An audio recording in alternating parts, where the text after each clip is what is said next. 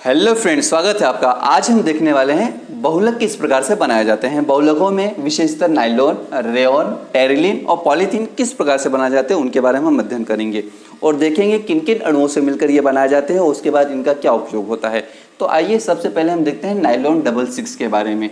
तो सबसे पहले अगर एपिडिक अम्ल को हेक्सामेथिल डाइएमीन, इनके सूत्र जो है आपको यहाँ पे दिखाई दे रहे हैं, किस प्रकार से इनका अणु सूत्र होता है वो आप देख रहे हैं। तो जब एपिडिक अम्ल को यहाँ पर हेक्सामेथिल डाइएमीन के साथ अभिक्रिया किया जाता है, उसका बहुलीकरण किया जाता है, तो बहुलीकरण के पश्चात हमें ये जो ब्रैकेट के अंदर अणु दिखाई दे रहा है ये नाइलॉन डबल सिक्स का है, ये हमें प्राप्त होता है और साथ में कुछ जल प्राप्त होता है, ये आपको दिखाई दे रहा है। तो इस प्रकार से अगर आपसे पूछा जाए कि नाइलॉन डबल सिक्स कैसे बनता है, तो एपिडिक अम्ल और हेक्सामेथिल डाइएमीन का अभिक्रिया करने के पश्चात बहुलीकरण करने पर नाइलॉन डबल सिक्स प्राप्त होता है। तो ये सूत्र आपको अच्छे से याद होना चाहिए, तभी इसको हम क्या कर सकते हैं, लिख सकते हैं, क्योंकि कभी कभी रिएक्शन लिखने के लिए भी आती है।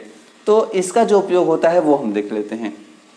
उपयोग जो होता है इसके टायर बनाने में, हम जानते हैं नायलॉन के टायर बनते हैं, कपड़े भी बनते हैं, हम जानते हैं रेशे फाइबर है तो सीधी बात है फाइबर से ही रेशों से ही कपड़े बनते हैं, ये तो हम जानते ही हैं। तो टायर, कपड़े, रेशे, रस्सियाँ, नायलॉन की रस्सियाँ आपने देखी होंगी, और ब्रश, मशीनों के गियर, बेरिंग आदि बनाने में नायलॉन का प्रयोग किया जाता है और काफ़ी वाइडली आपने सुना होगा इस शब्द के बारे में, तो इससे आप अनभिज्ञ नहीं हैं, इसको आप अच्छे से समझ सकते हैं। बस यहाँ पे देखना है कि किन किन चीज़ों से मिलकर बनता है स्टूडेंट्स के लिए।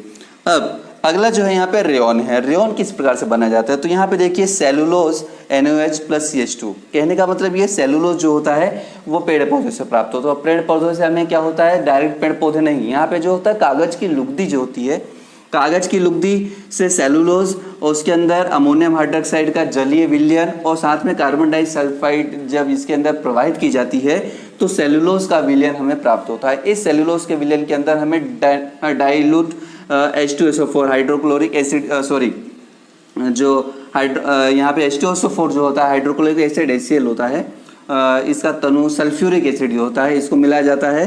तो यहाँ पे हमें रेयॉन के जो होते हैं चमकदार रेशे प्राप्त होते हैं। चूंकि रेयॉन के चमकदार रेशे होते हैं तो ये रेशम जैसा ही लगता है, तो ये आर्टिफिशियल रेशा होता है, जिसको हम कहते हैं आर्टिफिशियल या कृत्रिम रेशम होता है, इसको हम बोलते हैं कृत्रिम रेशम। इस कृत्रिम रेशम का प्रयोग, चूंकि रेशम जो होता है वो प्राकृतिक रूप से पाया जाता है और इतने बड़ी मात्रा में नहीं होता है कि उसको पूरी आवश्यकता उससे पूरी हो सके, तो ये रेयॉन का प्रयोग यहाँ पे कृत्रिम रेशम की जगह कृत्रिम रेशम की तरह किया जाता है। और इसका उपयोग वस्त्र बनाने में, चूंकि रेशा है तो वस्त्र बनाने में तो होगा ही, धागे, दरियां आदि बनाने में किया जाता है। आपने देखा होगा जो ग्रीन कलर की जो दरियां होती है छतों पे लगाने के लिए, वो काफ़ी चमकदार होती हैं, वह वैसी दरियां नहीं होती जो ज़मीन पे पहले बिछाई जाती थी। तो ये जो चमकदार जो दरियां होती है उनका प्रयोग जो रेयॉन से ही बनाया जाता है, तो आप इनके बारे में अच्छे से समझते होंगे। टेरिलीन यहाँ पे देखते हैं। जो टेरिलीन होता है वो भी टेरेथिलिक अम्ल प्लस एथिलीन ग्लाइकोल के संयोग से बनता है। जब टेरेथिलिक अम्ल को एथिलीन ग्लाइकोल के साथ अभिक्रिया किया जाता है और इसका बहुलीकरण किया जाता है, तो बहुलीकरण के पश्चात, बहुलीकरण में एक्चुअली क्या है, जो भी इनका सॉल्यूशन मिलता है उसका कंडेंसेशन किया जाता है, गर्म करने के बाद कंडेंसेशन किया जाता है, संघनन किया जाता है। तो संघनन के पश्चात जो हमें द्रव प्राप्त होता है वो पॉलीएथिलीन टेरेथिलेट होता है, जिसको ही हम क्या कहते हैं, टेरेथिलीन कहते हैं। और इसके बाद कुछ जल हमें अलग से प्राप्त होता है, वो वाष्पिक रूप में होता है।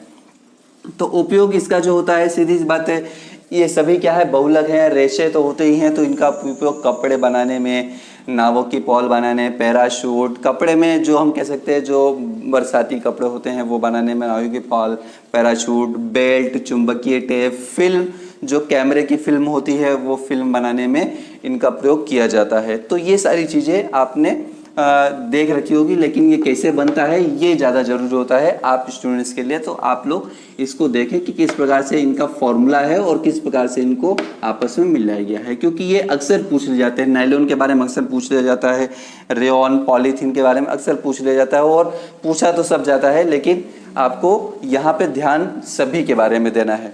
आइए अब देखते हैं पॉलीथीन के बारे में। पॉलीथीन जो होता है ये हम देखते हैं ये एथीन अणु है, CH2 double bond CH2 ethene होता है और इसको N टाइम हमने ले लिया, मतलब बहुत सारा एथीन हमने ले लिया। इसका उच्च ताप एवं दाब पर हमने क्या किया, पॉलीमराइजेशन किया। पॉलीमराइजेशन करने से हमें क्या मिलता है, ये एथीन है और इसके N अणु हो गए, तो मतलब ये पॉली एथीन हो गया। चूंकि ये पॉली एथीन है इसलिए हम इसको क्या बोलते हैं, पॉलीथीन कहते हैं। और पॉलीथीन के बारे में आप अच्छे से पहचानते हैं, उसको आप अच्छे से फेमिलियर हैं, आप जानते हैं प्लास्टिक की जो भी वस्तुएं होती हैं, जो थैलियाँ होती हैं, साँचे में ढली हुई वस्तुएं, चाहे बाल्टी हो चाहे मग्गा हो, ये सारी जो चीज़ें होती हैं, पाइप जो होता है, ट्यूब जो होते हैं, ये सारी चीज़ें पॉलीथीन से बनाई जाती है। और पॉलीथीन आप आराम से पहचान सकते हैं, इसलिए मुझे अलग से बताने की ज़रूरत नहीं है। तो ये जो 4 बहुलक थे इन सब के बारे में हमने पढ़ा। अगले वीडियो में हम PVC के बारे में पढ़ेंगे, पॉलीविनाइल क्लोराइड क्या होता है, पॉलीएक्रिलोनाइट्राइल क्या होता है, ब्यूना एच ब्यूना, इन सब के बारे में पढ़ेंगे। उनका क्या किस प्रकार से इनको बनाया जाता है वो हम देखेंगे। तो इस वीडियो को लाइक कीजिए, शेयर कीजिए, सब्सक्राइब जरूर कीजिए चैनल को। तब तक के लिए जय हिंद।